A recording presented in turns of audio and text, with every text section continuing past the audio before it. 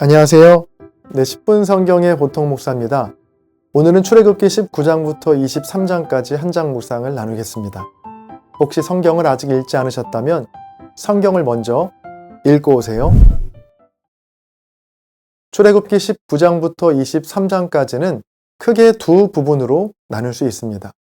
먼저 19장 1절부터 25절까지 시내산에 도착하다입니다. 이스라엘 백성들이 출애굽한 지 3달이 되었을 때 시내 광야에 도착합니다. 하나님은 모세를 산 위로 불러 말씀하시는데요. 이스라엘 백성들에게 나의 언약을 지키면 너희가 제사장 나라가 되며 거룩한 백성이 될 것이라고 말씀하시죠.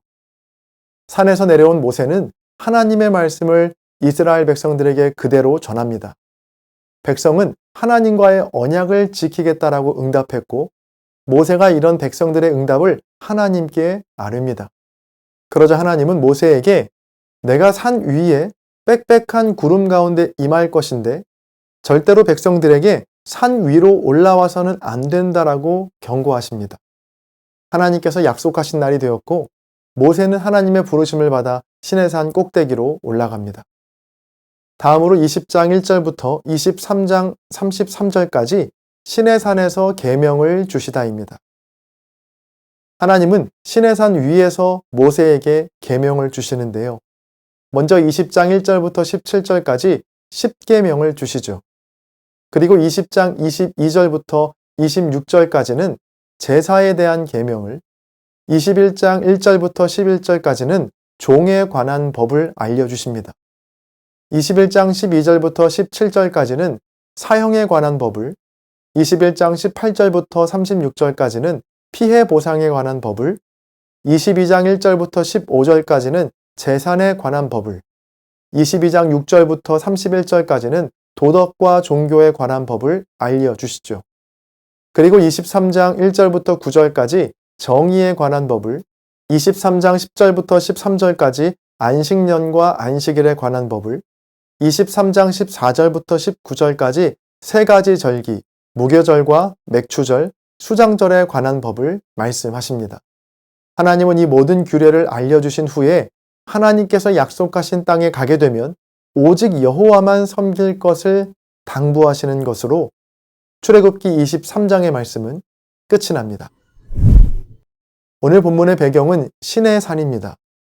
이스라엘 백성들은 이곳에서 약 11개월 동안 머물면서 하나님과의 약속과 율법을 받게 되는데요. 오늘 본문인 출애굽기 19장부터 레위기를 거쳐 민수기 10장까지의 배경이 되는 것이 바로 시내산입니다. 출애굽 여정에서 시내산이 차지하고 있는 비중이나 중요도가 상당하다는 것을 보여주죠. 그래서일까요? 오래전부터 이어져 온 논쟁 중에 하나가 바로 시내산의 위치에 대한 논쟁인데요. 전통적으로 시내산은 오늘날 이집트 시나이 반도에 있는 무사산이라고 알려져 있습니다. 모세의 산이라고 불리는 이 산이 모세가 하나님께 10계명을 받은 산이라고 알려져 있죠. 성지순례에서 시내산에 다녀온 분들은 대부분, 아니 예외 없이 바로 이 무사산에 오르셨을 겁니다. 그런데 2007년도에 시내산의 위치가 시나이 반도가 아닌 사우디아라비아에 있는 라오즈산이라는 주장이 제기가 됩니다. 그때부터 시내산 논쟁이 시작되었는데요. 이집트 시나이 반도에 있는 무사산이 진짜 시내산이냐, 아니면 사우디아라비아의 라오즈산이 진짜 시내산이냐라는 문제를 놓고 팽팽하게 대립해왔습니다. 저는 이 시간 어느 쪽 주장이 맞다 틀리다를 말하기보다는 두 주장 모두에게 있는 공통점 하나를 나누고자 하는데요. 시내산이 시나이 반도에 있는 무사산이건 아니면 사우디아라비아에 있는 라오즈산이건 시내산은 출애굽 이후에 이르게 된 장소였다는 점입니다. 10가지 재앙으로 이스라엘 백성이 출애굽한 이후에 다다른 곳이 바로 시내산이었다는 것이죠. 그 위치가 무사산이냐 라오즈산이냐는 출애굽 경로에 대한 해석의 차이로 나뉘긴 하지만 출애굽 이후에 다다랐다는 것에는 이견이 없거든요. 이것이 정말 중요한 이유는 하나님께서 이스라엘 백성들과 언약을 맺으시고 율법을 주신 타이밍이 출애굽 전이 아니라 출애굽 이후이기 때문입니다. 자, 그러니까 하나님은 이스라엘 백성들에게 내 계명을 잘 지키면 너희를 애굽에서 구해주겠다고 율법을 구원의 조건으로 내미신 것이 아니고 무조건적으로 먼저 출애굽을 시키시고 이후에 율법을 주셨다는 것이죠. 출애굽기 20장 1절과 2절입니다. 하나님이 이 모든 말씀으로 말씀하여 이르시되 나는 너를 애굽 땅 종되었던 집에서 인도하여 낸 내 하나님 여호와니라. 아멘. 하나님께서 뭐라고 말씀하시죠? 나는 너를 애굽 땅 종되었던 집에서 인도하여 낸 내 하나님 여호와다. 그리고 이어지는 말씀이 3절 이하에 나오는 십계명의 말씀입니다. 이 순서가 얼마나 중요한지 모릅니다. 순서가 뒤바뀌었다면 어땠을까요? 먼저 십계명과 수많은 율법들을 말씀하시면서 이 모든 것을 잘 지키면 내가 너를 애굽 땅에서 인도하여 내겠다라고 하셨다면 그 말씀을 듣는 이스라엘 백성들의 마음이 얼마나 절망적이었을까요? 자, 물론 그 계명과 말씀들을 지키긴 지켰겠죠. 자, 그러나 그 지키는 마음이 결코 즐겁지 않았을 겁니다. 탈출을 위해 어쩔 수 없이 억지로 숙제하듯 지키지 않았을까요? 그리고 탈출이라는 자신의 목적을 얻고 나서는 그 계명을 소홀히 여겼을 겁니다. 자, 그러나 하나님의 방법은 정반대였습니다. 먼저 그들을 인도하여 내시고 건져내신 후에 계명을 주십니다. 자, 그러니 이스라엘 백성들의 입장에서 이 계명은 구원을 위한 조건이 아니라 나를 구원하신 하나님에 대한 사랑과 충성의 반응이었던 것이죠. 실제로 하나님께서 이스라엘 백성들에게 계명을 주신 이유는 그들을 올가매거나 통제하기 위해서가 아니었습니다. 도리어 그 반대였죠. 세상의 거짓 신들에 대한 자유, 거짓된 미신과 세상의 유혹, 폭력, 미움과 살인으로부터 자유를 주시기 위해 우리에게 주신 사랑의 계명인 겁니다. 하나님께서 우리에게 주신 계명과 말씀들은 경기장에서의 규칙, 그리고 도로에 있는 신호등과도 같습니다. 자, 규칙이 없는 경기를 자유롭다라고 이야기하는 사람은 없을 겁니다. 경기를 하는데 규칙이 없다면 그것만큼 선수를 불편하고 두렵게 하는 게 없기 때문이죠. 규칙이 있기 때문에 선수들은 그 규칙의 테두리 안에서 마음껏 자유롭게 경기를 즐길 수 있습니다. 신호가 없는 도로도 마찬가지입니다. 도로에서 자유롭게 운전할 수 있는 이유는 바로 신호가 있기 때문이죠. 하나님께서 우리에게 계명을 주신 이유도 이와 같습니다. 우리의 삶을 더 풍요롭고 자유롭게 살게 하시기 위해 주신 것이 바로 계명이죠.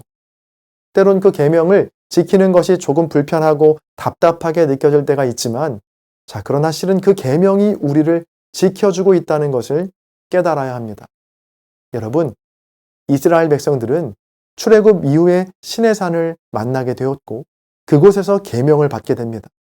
마찬가지로 하나님께서는 저와 여러분을 예수 그리스도의 십자가 대속의 은혜로 먼저 우리를 죄와 사망에서 건져 주셨습니다. 그리고 하나님은 우리에게 나는 너를 애굽 땅 종되었던 집에서 인도하여 낸 너의 하나님 여호와다라고 하시면서 우리에게 계명을 주시죠. 그 계명은 이러합니다. 너는 나 외에는 다른 신들을 내게 두지 말라. 너를 위하여 새긴 우상을 만들지 말고 또 위로 하늘에 있는 것이나 아래로 땅에 있는 것이나 땅 아래 물속에 있는 것의 어떤 형상도 만들지 말며 그것들에게 절하지 말며 그것들을 섬기지 말라. 나의 하나님 여호와는 질투하는 하나님인즉 나를 미워하는 자의 죄를 갚되 아버지로부터 아들에게로 3, 4대까지 이르게 하거니와 나를 사랑하고 내 계명을 지키는 자에게는 1000대까지 은혜를 베푸느니라. 너는 내 하나님 여호와의 이름을 망령되게 부르지 말라. 여호와는 그의 이름을 망령되게 부르는 자를 죄 없다 하지 아니하리라. 안식일을 기억하여 거룩하게 지키라. 엿새 동안은 힘써 내 모든 일을 행할 것이나 일곱째 날은 내 하나님 여호와의 안식일인즉 너나 내 아들이나 내 딸이나 내 남종이나 내 여종이나 내 가축이나 내 문 안에 머무는 객이라도 아무 일도 하지 말라. 이는 엿새 동안에 나 여호와가 하늘과 땅과 바다와 그 가운데 모든 것을 만들고 일곱째 날에 쉬었음이라. 그러므로 나 여호와가 안식일을 복되게 하여 그 날을 거룩하게 하였느니라. 내 부모를 공경하라. 그리하면 내 하나님 여호와가 내게 준 땅에서 내 생명이 길리라. 살인하지 말라. 간음하지 말라. 도둑질하지 말라. 내 이웃에 대하여 거짓 증거하지 말라.